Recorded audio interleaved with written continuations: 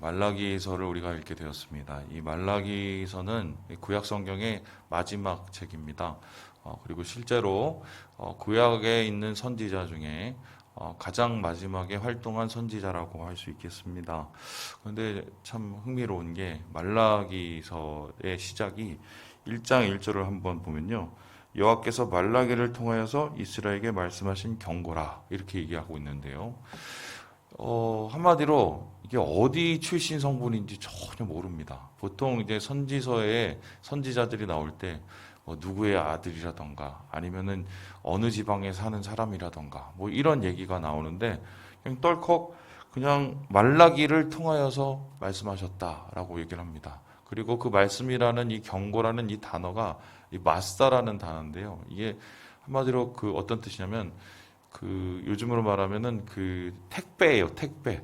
그러니까 하나님께서 이 말라기를 통해서 주신 그 말씀을 그냥 운반하듯이 그냥 나는 지금 전한 거야. 그러니까 니네가 알아서 받아들여.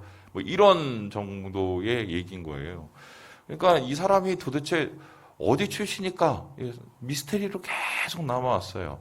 어떤 사람은 얘기를 하기를 아마 이 사람이 그 에스라와 느헤미야의 시대 사람이 아니었을까 싶어서 여러 가지 말하고 여러 가지 주장하는 것들을 살펴보면 에스라가 얘기했던 말하고 되게 비슷하다. 이러면서 에스라가 예명을 써서 이 말라기를 서를 이렇게 썼다. 이렇게 말하는 사람도 있었는데 이렇게 믿었던 사람이 이제 초대교회 그러니까 한 BC AD 한 1세기, 2세기경은 다 이렇게 믿었어요. 그때까지는. 그런데 이제 중요한 것은 에스라가 이렇게 썼으면 굳이 말라기라고 말을 할 필요가 없었겠죠.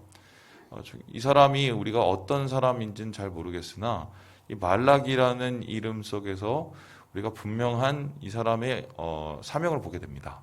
이 말라기는 바로 나의 사자라는 뜻이에요. 그러니까 하나님께서 하나님의 사자를 세우셔서 그 사람을 통하여서 정말 이스라엘 백성에게 하고 싶었던 말, 이스라엘이 지금 정말 받아들여야 될 그 말을 지금 전하고 있는데요.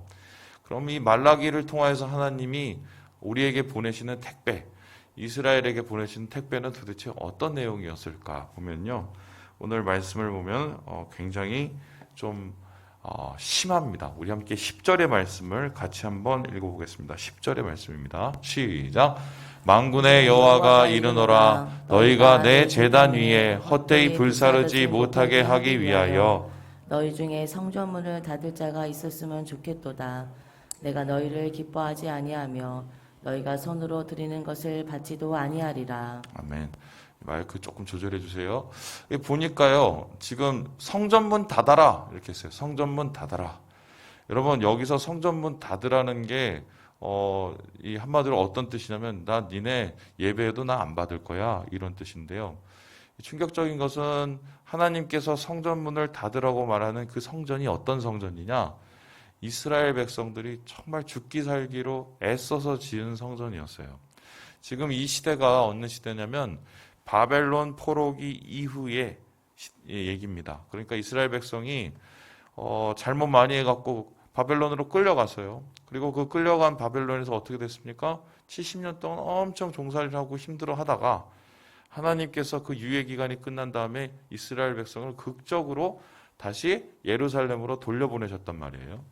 그래서 도착한 그들이 정말 손에 쥔 게 아무것도 없는데 단 하나 우리가 잃어버렸던 정말 그 중심 회복하자. 우리가 신앙을 제대로 지키지 못해서 이 꼴이 난 거 아니냐. 그러면서 안 먹고 안 쓰고 허리띠 졸라매고 세운 게 바로 성전이에요. 그러니까 이 여기서 말하는 성전은 예루살렘 제2성전이고요. 이 제2성전은 정말 어렵게 이 사람들이 힘든 가운데서 함께 마음을 모아 지은 성전이에요. 그렇다면 그 성전에서 드리는 예배가 얼마나 절실했겠습니까? 70년 동안 예배가 막혀져 있었고 70년 동안 타향살이를 했으니 자신의 손에 의해서 지어진 그 성전에서 하나님께 예배 드리는 것이 굉장히 기뻤을 것이고 감격스러울 것이고 눈물이 났을 거예요. 그런데 그런 성전을 하나님이 지금 닫으라고 하세요. 그러니까 이거는 어떤 뜻이냐면 이스라엘 백성에게 뭔가 단단한 문제가 있는 것이고요. 그들의 그러한 노력, 그들의 성전을 지으려는 그 노력에 반하는, 그래서 그들의 마음을 무너뜨리고 성전을 문을 닫을 만한 심각한 범죄가 그들 안에 있었다는 것을 의미합니다. 자, 그렇다면은 회복을 위해서 왔어요. 그리고 회복을 위해서 열심히 성전을 지었어요. 그리고 회복을 위해서 열심히 하나님 앞에 나아갔어요. 그러한 이 말라기 시대의 사람들이 도대체 무슨 죄를 졌길래 하나님 앞에 니네 성전문 닫아라, 예배는 안 받을란다, 이런 소리를 들었을까? 오늘 말씀을 보면은 굉장히 중요한 두 가지의 이 죄를 보게 됩니다. 우리 함께 우리 2절의 말씀을 같이 한번 읽어보겠습니다. 2절의 말씀입니다. 시작. 여호와께서 이르기를 내가 너희를 사랑하였노라 하나 너희는 이르기를 주께서 어떻게 우리를 사랑하셨나이까 하는도다. 나 여호와가 말하노라. 에서는 야곱의 형이 아니냐. 그러나 내가 야곱을 사랑하였고. 지금 첫 번째 이들이 지은 죄는 하나님의 사랑을 의심하는 죄였어요. 어떻게 이럴 수가 있지? 정말 힘들었나 보다. 정말 어려웠나 보다. 정말 괴로웠나 보다. 그러니까 하나님이 나 사랑 안 한다고 얘기하지. 이렇게 생각할 수 있겠어요. 우리도 신앙생활하면 그렇지 않습니까? 막 잘해보려고 하고 또 열심히 해보려고 하는데 마침 또 그때 그 열심을 낼 때 막 남편이 괴롭히고 자식이 엉망이 되고 또 우리 사업이 안 되고 막 이러면 야, 이거 뭐야, 이거 열심히 해도 또 이 꼴이냐? 이러면서 실망하게 되죠, 우리가. 그런데 지금 아마 이스라엘 백성도 그런 실망 속에 있었던 것 같아요. 그럼 이스라엘 백성은 뭐 때문에 실망해서 그랬을까? 생각해보면은 당연한데요. 지금 이 사람들이 바벨론에서 돌아와서 밭을 일구고 했었을 때 이미 그 밭은 굉장히 황폐해진 땅이었어요. 그러면 열심히 일궈도 옛날만큼의 소출이 잘 나오지 않아요. 그리고 아마 처음에는 당장 먹고 살 수 있는 것만으로 감사했을 거예요. 그런데 사람이 어째 그게 계속 됩니까? 그 마음이? 하루 지나서 먹고 살았으니까 그 다음에 어떻게 해요? 흰쌀밥 먹고 싶죠. 흰쌀밥 먹고 나니까 뭐 먹고 싶습니까? 그 다음에는 김치 먹고 싶죠. 김치 풀떼기만 먹으면 나중에 뭐가 먹고 싶어요? 고기 먹고 싶죠. 그래서 막 이런 것들이 자꾸 생각이 나고, 뿐만 아니라 그 주변에 보면은 미리 정착을 해서 어느 정도 기반을 가지고 자기들보다 더 잘 사는 사람들이 보이는 거예요. 근데 그 사람들은 봤더니 하나님도 안 섬겨. 그러니까 요즘으로 말하면 난 크리스찬이에요. 근데 나보다 훨씬 잘 살아. 나는 열심히 막 섬기고 막 그러는데 난 요거야. 그러면 그때부터는 이제 비교하게 되고, 비교하게 되면 어떻게 마음에 불평을 하게 되죠. 불평을 하게 되면은 그 마음이 나중에 어떻게 해요? 하나님을 향한 의심으로 바뀌어요. 그러니까 지금 이스라엘 백성은 이런 거예요. 아니, 우리는 한다고 했는데요. 어떻게 우리한테 이렇게 나아지는 게 없어요. 그리고 분명히 그때 학계 선지자나 무슨 스가랴 선지자를 통해서 회복이 된다고 얘기하셨으면 빨리빨리 뭘 해주셔갖고 이 나라를 다시 세워주시던가 좀 부강하게 되던가, 그리고 당장 내 밥상에 무슨 생선이라도 한 토막 올라가야 되는데 도대체 이게 언제까지 기다려야 돼요? 언제까지 쟤는 이 모양이고, 쟤네들 보세요. 쟤네들 지금 우리보다 훨씬 더 좋은 반찬에 잘 먹고 잘 사는데 쟤는 하나님도 안 섬기잖아요. 이런 마음들이 막 쌓여서 하나님의 사랑에 대한 의심을 하게 되는 거죠. 이것은 어떻게 보면은 우리가 욕을 할 수 없는 게 삶 속에서 실제적으로 우리들이 가끔씩 느끼는 이 마음, 섭섭한 마음이죠. 그런데 이에 대해서 하나님께서 다음과 같이 말씀을 하십니다. 우리 함께 우리 3절의 말씀을 같이 한번 읽어보겠습니다. 3절입니다. 시작. 에서는 미워하였으며 그의 산들을 황폐하게 하였고 그의 산업을 광야의 이리들에게 넘겼느니라. 지금 보니까 뭐라고 말씀하냐면, 하나님 우리를 사랑하신 한 거예요? 그랬더니 지금 하나님께서 대답하길, 당연하지. 야, 에서 봐. 에서하고 야곱하고 누굴 사랑했어? 야곱을 사랑했지. 지금 에서는 어떻게 됐니? 이렇게 물어본 거예요.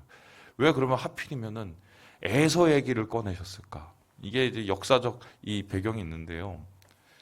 에서가 세운 나라가 에돔이에요. 에돔이 바로 지금으로 따지면 요르단 쪽에 있고요. 그 요르단에 여러분 뭐 가보신 분은 있겠지만 거기 페트라라는 그 지역이 사실 에서가 살던 지역이거든요. 근데 거기에 살던 에서가 우리로 따지면은 그 못된 시누인 거예요. 바벨론이 쳐들어왔을 때 어떻게 했냐? 에서가 이스라엘이 잘 사는 게 싫어. 그래갖고 바벨론과 함께 이렇게 붙어갖고 일종의 인도자 노릇을 했어요. 그리고 이스라엘이 망할 때 남유대가 망하는데 결정적인 역할을 감당한 거예요. 그 후에 남유대가 망하고 나서도 이 에서 족속들이 유대 땅에 와서는 틈만 나는 대로 괴롭혔단 말이에요. 그러니까 얼마나 미웠겠어요. 그런데 그 이후에 이들은 살기 위해서 이 바벨론하고 이렇게 짝짝꿍이 된 거거든요. 근데 나중에 그 나라가 잘 될 줄 알았더니 쫄딱 망했어요. 어떻게 쫄딱 망했냐? 이게 아직도 역사적 미스터리인데요.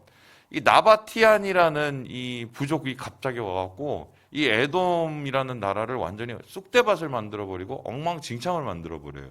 그래서 나중에 이 말라기가 활동할 때는 아예 에돔이라는 나라는 없어지고 에서의 이 자손들도 극히 소수만 남은 상황인 거예요. 그래서 봐라. 너희가 지금 바로 눈앞에만 보니까 자꾸 불평하고 원망 나오고 나 안 사랑한다는데 이렇게 얘기를 하는데 조금 한번 100년 뭐 그런 역사를 한번 돌아봐라. 너희들이 지금 여기 와서 이렇게 살고 이렇게 버티고 있는 게 누구 때문이냐? 물론 우리는 우리의 생각에 속도가 너무 느려서 하나님 축복을 해주시면 더 많이 축복해 주시고 회복시키면 빨리 해주시고 시키고 뭐 이게 급하지만 하나님께서는 하나님의 시간대에 맞춰서 스케줄대로 그 타이밍대로 우리를 이끌어가고 계시는 거거든요. 근데 사람은 그 하나님의 타이밍을 잘 쫓아가지 못해요. 그 이유가 뭡니까? 자기 안에 있는 타이밍, 자기 안에 있는 시계가 따로 돌고 있기 때문인데요. 이게 시계가 안 맞으니까 어떻게 해요? 자꾸 하나님 시계를 내 시계에다가 갖다 맞추려고 하죠. 그러다 보면 어떻게 됩니까? 그 갭이 우리의 마음에 병이 되는 거예요. 신앙의 병이 되고 하나님을 향한 병이 되죠. 그래서 하나님께서는 지금 하나님에 대한 사랑과 신뢰를 의심하는 이스라엘 백성의 그 죄를 먼저 다루고 있습니다. 이게 신앙적으로 오래 신앙생활하면 빠지기 쉬운 죄 중에 하나예요. 그리고 그들에게 있어서 이 지금 성전 문을 닫을 만큼의 심각한 범죄는 무엇이었습니까? 예, 우리 함께 우리 7절의 말씀을 읽어보겠습니다. 7절의 말씀입니다. 시작. 너희가 더러운 떡을 나의 제단에 드리고도 말하기를 우리가 어떻게 주를 더럽게 하였나이까 하는도다. 이는 너희가 여호와의 식탁은 경멸히 여길 것이라 말하기 때문이라. 이 첫 번째가 그들의 신앙의 뭐랄까요? 그 중심의 문제였다면 두 번째는 그들의 이 신앙적인 행위의 문제였어요. 그게 뭐냐? 한마디로 하나님을 섬기는 가장 중요한 신학적 행위가 예배잖아요. 예배는 이 당시에 제사였어요. 제사는 뭡니까? 하나님 앞에 그들이 준비한 제물을 바치는 거죠. 그 제물 중에는 양도 있고 소도 있고 그런 동물과 동시에 뭐가 있습니까? 하나님 앞에 드려지는 곡식도 있어요. 자기가 잘 추수한 곡식들, 자기가 잘 기른 양 중에서 제일 좋은 것, 제일 처음에 난 것, 그리고 제일 흠이 없는 것으로 하나님 앞에 드리는 것이 이들에게 있어서는 하나님을 향한 진정한 신앙의 표현이었단 말이에요. 그런데 시간이 지남에 따라 처음엔 분명히 잘했을 거예요. 감격스럽게. 하루, 이틀, 1년, 2년, 10년, 20년 지나갔어요. 그러고 어떻게 합니까? 처음에 드렸던 하나님 앞에 드렸던 그 제물, 지금하고 너무 많이 차이가 나는 거예요. 그때는 정말 제일 중요한 거 하나님 앞에 갖다 드리고 제일 하나님 앞에 은혜로운 것들을 갖다 드렸는데 지금은 어떤 걸 갖다 드리냐? 뭐 떡도 엉망진창으로 해갖고 그냥 준비도 안 하고 갖다 드리고 그리고 제일 중요한 게 뭐예요? 양, 뭐 이런 소 갖다 드릴 때도 흠 있는 것만 골라서 갖다 주세요. 아니 하나님께서는 흠 없는 것을 갖다 바치라고 얘기했어요. 왜냐하면 이게 그 사람들의 생명값이거든요. 대신 죽는 거예요, 자기 때문에. 그런데도 불구하고 왜 이 사람들이 이렇게 흠 있는 것만 갖다 바쳤을까? 제가 어제 이 말씀 준비하면서 이 부분을 계속적으로 봤어요. 왜 이 사람들이 이렇게까지 변했을까? 제가 이 여러 주석들을 찾아보니까 두 가지의 경향이었어요. 이 첫 번째는 뭐냐면요. 이런 건데요. 안 보이니까. 이게 쉽고 편한 거예요. 그래서 소위 말해서 이 제사장들하고 이게 짝짝꿍이 되면 어떻게 해요? 제사장들이 봐주는 거예요. 내가 좀 봐줄게. 대신에 제사장들한테 또 뭔가 이익이 왔겠죠? 그럼 보이는, 안 보이는 이런 안 좋은 이 거래를 통해서 하나님 안 보이시니까 제일 편하고 제일 쉬운 방법을 찾는 거예요. 그래서 자기 집에 여러 가지 뭐 양 중에 이거는 뭐 그냥 있어도 되고 없어도 되고 이거 갖다가 바치고 안 보이니까 어차피 태우면 없어지니까 뭐 이런 생각이 있었던 거예요. 두 번째로 이 사람들이 왜 흠 있는 것만 갖다 바쳤을까? 남들도 다 해서 그런 거예요. 그때 이스라엘 이 유대 백성들 주위에는 이방인들이 있었어요. 이방인들도 주변에 있는 이방인들도 자기가 섬기는 신에게 뭐 재물을 갖다 바쳤거든요. 근데 그 사람들이 어떤 재물을 갖다 바쳤냐? 흠 있는 거, 많은 거 이런 거 갖다 바친 거예요. 근데 같이 그들하고 섞여 살면서 어떻게 해요? 똑같이 본 거예요. 쟤네도 그렇게 하던데? 우리도 그렇게 하자. 남들 하니까 하고 편하고 쉬우니까 안 보이니까 하는 거예요. 그래서 하나님께서는 이러한 모습을 어떻게 받아들이셨냐면요. 이렇게 얘기를 합니다. 우리 함께 우리 9절의 말씀을 같이 한번 읽어보도록 하겠습니다. 시작. 만군의 여호와가 이르노라 너희는 나 하나님께 은혜를 구하면서 우리를 불쌍히 여기소서 하여보라. 너희가 이같이 행하였으니 내가 너희 중 하나인들 받겠느냐. 나를 경멸하는 것이고 이거는 복을 아예 내차는 것이라고 말씀을 하시는 거예요. 이런 거죠. 은혜를 받아야 되면 은혜를 받아야 될 자격이 있습니까? 은혜는 자격이 없어요. 자격이 없는 사람에게 주는 것이 은혜입니다. 마치 이런 건데 어떤 종이 있어요. 이 사람이 자유인이 될 수 있는 가능성은 1도 없어요. 근데 면천이 되고 종에서 풀려나는 방법은 어떻게 해요? 주인이 그 종에게 어떻게 해요? 그냥 은혜를 베풀어서 그 은혜로 어떻게 합니까? 그냥 그 자유인이 돼요. 노예무서를 태워주면 되는 거예요. 그래서 우리가 구원을 받은 것도 은혜로 받았어요. 그런데 이 은혜를 받을 자격은 없지만 은혜를 받을 수 있는 준비가 필요해요. 그건 뭡니까? 은혜에 감사하는 마음이에요. 은혜가 은혜인지도 모르면 그 은혜는 받을 수가 없어요. 왜요? 줘도 이게 좋은 건지도 모르는데 그게 쓸모가 있겠어요? 그리고 감사하지도 않는데 그 은혜가 과연 우리에게 의미가 있겠어요? 지금 이스라엘 백성은 그러한 가장 기초적인 은혜의 그릇 자체가 없어진 거예요. 그들의 마음이 높아졌고 그들의 마음이 더러워졌고 그들의 마음이 정말 하나님에 대해선 일의 경외도 나타나 있지 않는 그 모습. 은혜를 은혜답게 여기지 못하니 하나님께서 그들에게 어떻게 해요? 은혜를 부어주실 수가 없던 거죠. 말로는 은혜 주세요. 우리를 불쌍히 여겨주세요. 말은 잘해요. 마음은 전혀 그렇지 않아요. 그래서 하나님께서는 이제 니들이 너희들의 모습을 제대로 알아야 돼. 성전문 닫아. 안 받는 게 낫겠다. 예배 안 드리는 게 낫겠다. 뭐 이렇게 이야기를 하고 있는 것입니다. 저는 오늘 말씀을 보면서 지금 우리가 지냈던 1년이 자꾸 되새겨지더라고요. 1년을 지내면서 전 개인적으로 가장 아쉽고 가장 가슴 아픈 게 뭔지 아세요? 여러분? 의외라고 생각하실 수 있는데요. 성찬을 못해서 제가 너무 힘들어요. 목사님 뭐 말씀하고 뭐 설교만 잘하면 되시죠. 성찬이 갖는 의미는 솔직히 이 설교나 말씀보다 더 크거든요. 두 가지 의미죠. 성찬을 대하면서 예수 그리스도의 십자가 희생, 그리고 어떻게 해요? 예수 그리스도께서 다시 오심을 기억하는 게 이게 성찬의 의미고요. 두 번째는 뭡니까? 이 성찬을 함께 떼면서 우리가 한 형제 자매임을, 그리스도 안에서 한 형제 자매임을 우리가 이것을 확인하는 거거든요. 그런데 지금 그걸 1년 동안 못했어요. 제가 그거를 이렇게 돌이켜보면서 그런 생각이 들더라고요. 우리의 공동체성이 얼마나 빈약하고 또 하나님의 이 십자가 은혜를 우리가 감사했던 마음이 얼마나 빈약하면 하나님께서 성찬을 1년 동안 폐하셨을까.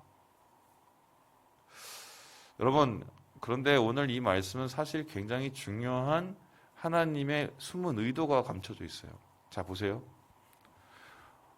어떤 애가 있는데 공부를 더럽게 안 해요. 자, 엄마 아빠가 화가 나. 야, 너 공부하지 마. 그러려면 저기 나가고 돈 벌어. 한 10몇 살짜리 한테 그랬다고 해보세요. 제가 요즘에 그 요셉이한테 그러고 앉았는데 그게 공부하지 말란 소리예요? 아니면은 나가서 공부를 열심히 하라는 소리예요? 예? 공부 열심히 하라는 소리죠.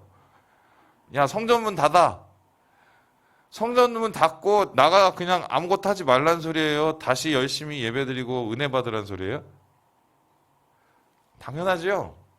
하나님께서 이러한 이스라엘의 모습을 안타까워하시면서 그들이 다시 신앙 회복을 하면서 하나님의 은혜 가운데 거하기를 원하는 그런 강력한 하나님의 희망이 오늘 말씀 가운데 있는 것입니다. 여러분, 말씀을 마칩니다.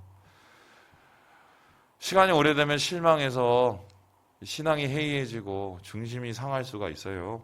그래도 은혜는 은혜답게, 예배는 예배답게 다시 지켜야 됩니다. 우리가 이 3월은 그 예배를 다시 회복하고 하나님의 은혜를 다시 충성히 누르는 이 한 달 되시기를 주님의 이름으로 축원합니다.